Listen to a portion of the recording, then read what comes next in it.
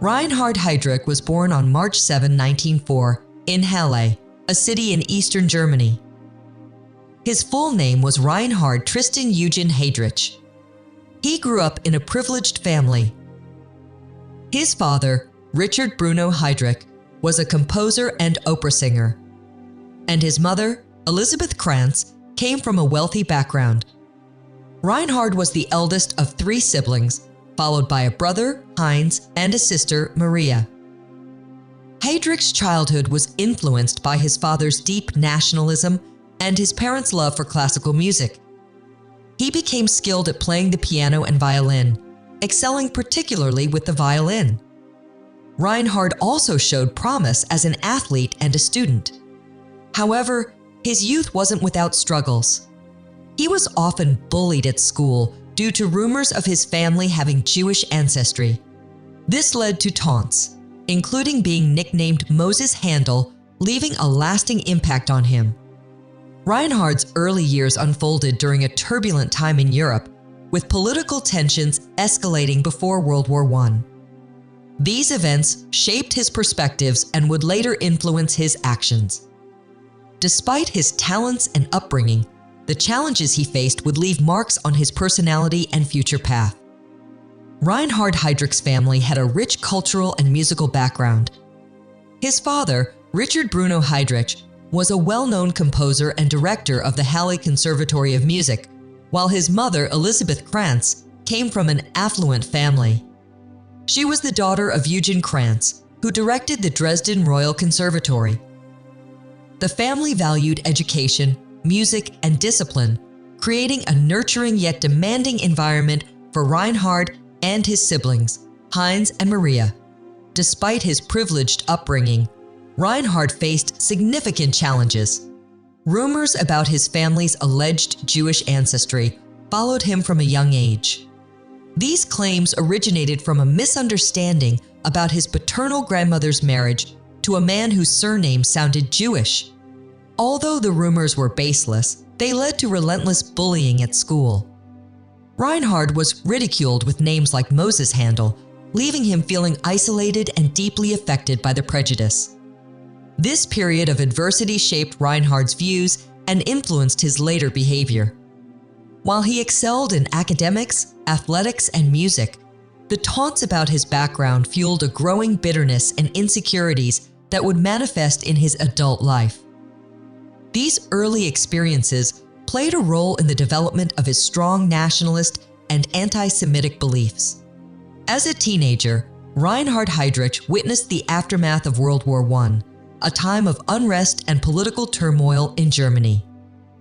The defeat in the war and the harsh terms of the Treaty of Versailles caused widespread anger and instability. During this period, Reinhard became involved with the Freikorps, a paramilitary group formed by former soldiers. At just 15 years old, he joined Maerker's Volunteer Rifles, a unit tasked with suppressing communist uprisings in his hometown of Halle. The Freikorps' activities left a lasting impression on Reinhard. He embraced their nationalist ideals and developed a strong anti-communist stance. This experience also marked the beginning of his exposure to the growing anti-Semitic sentiments that were widespread in post-war Germany. Groups like the German Nationalist Protection and Defiance Federation, which Reinhard joined in 1919, promoted extreme nationalism and anti-Jewish ideologies. Although Reinhard's parents were not particularly anti-Semitic, he absorbed the prejudices of the time. The bullying he endured in his youth and the political rhetoric of groups like the Freikorps further fueled his bitterness. These early experiences shaped Reinhard's political outlook and set the stage for his eventual role within the Nazi Party. Reinhard Heydrich pursued a career in the German Navy, a path that reflected his ambition and discipline. In 1922, he joined the Kriegsmarine, Germany's naval force, as a cadet. Despite the restrictions imposed by the Treaty of Versailles, which limited Germany's military strength, Heydrich excelled in his training. By 1924, he had been promoted to senior midshipman, followed by officer training at the naval base in Kiel. Heydrich quickly gained recognition for his skills and leadership abilities. He was known for his discipline, intelligence, and ambition, with aspirations of one day becoming an admiral.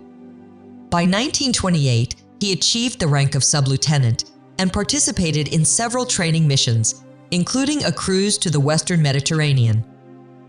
However, Heydrich's naval career ended abruptly due to personal misconduct. Known for his arrogance and involvement in multiple affairs, he faced accusations of breaking a marriage promise to a woman.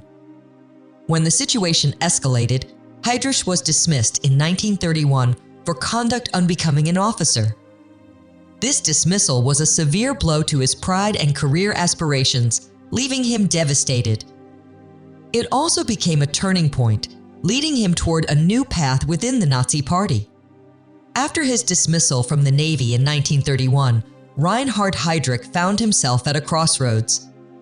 It was during this period that he was introduced to the Nazi Party through Lena von Osten, a passionate Nazi supporter whom Heydrich would later marry. Lena encouraged him to join the party, which aligned with the nationalist and anti-Semitic beliefs he had developed during his youth. In June 1931, Heydrich officially became a member of the Nazi Party and shortly after joined the SS Schutzstaffel, the elite paramilitary wing of the party led by Heinrich Himmler. Heydrich's organizational skills and intellect quickly caught Himmler's attention. Recognizing his potential, Himmler tasked Heydrich with establishing a counterintelligence unit for the SSS. Heydrich impressed Himmler during their first meeting, earning the position as head of the SS Intelligence Service, later known as the Sicherheitsdienst SD.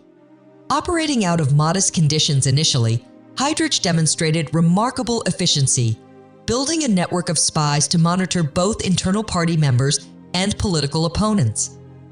This role marked the beginning of Heydrich's rapid rise within the Nazi hierarchy. His ability to navigate party politics and his ruthless efficiency would soon make him one of the most powerful figures in the regime. Reinhard Heydrich played a crucial role in helping the Nazi Party consolidate power during its rise to dominance in Germany. As head of the SS Intelligence Service, SD Heydrich focused on eliminating opposition and strengthening the party's internal control. He built an extensive network of spies and informants, identifying political opponents, dissenters, and even opportunists within the Nazi Party. Heydrich's efforts were instrumental in executing key strategies to secure Nazi power. One significant moment was his involvement in the Night of the Long Knives in 1934, a violent purge of the Sturmabteilung SA, the Nazi Party's paramilitary wing. The SA had grown too powerful and posed a threat to Adolf Hitler's leadership.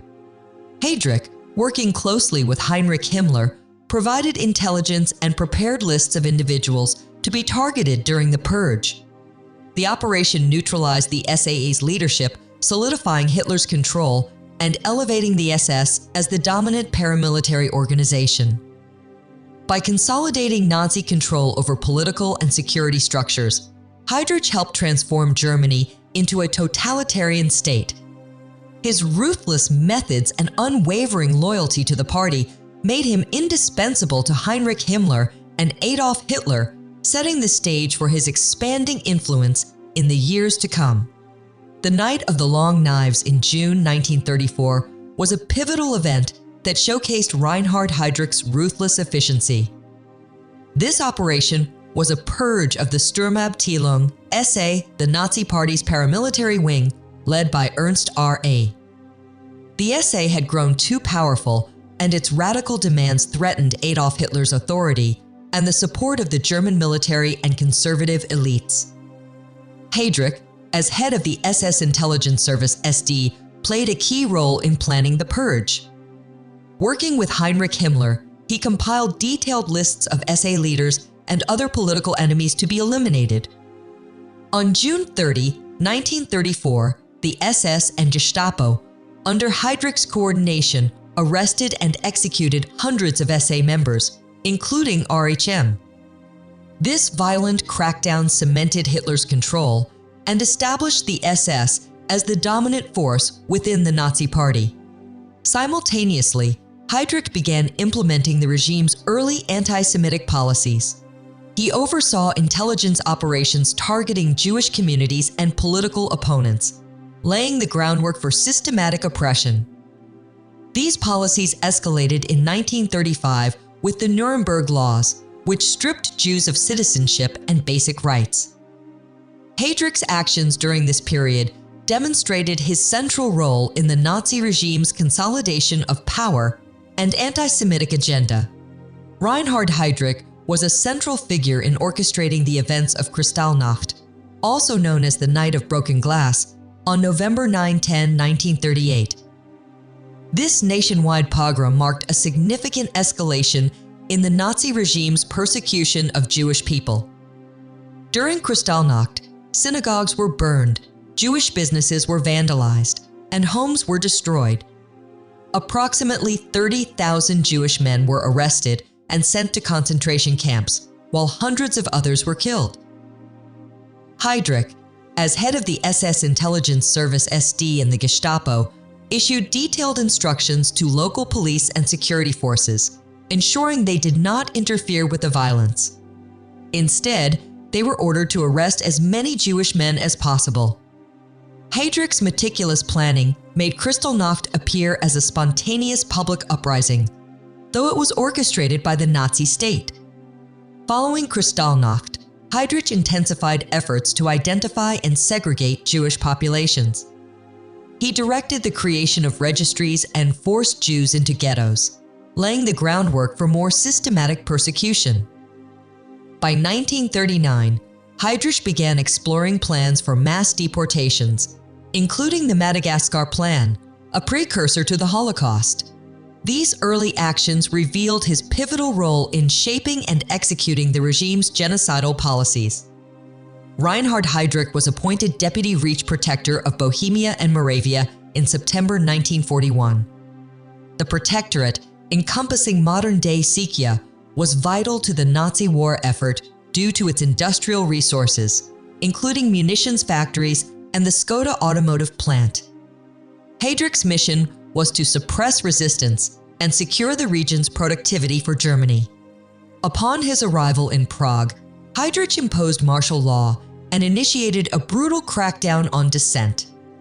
He ordered the arrest of thousands of suspected resistance members and executed hundreds without trial. His ruthless tactics earned him the nickname the Butcher of Prague. To weaken the resistance further, he confiscated radios and disrupted communication between resistance cells.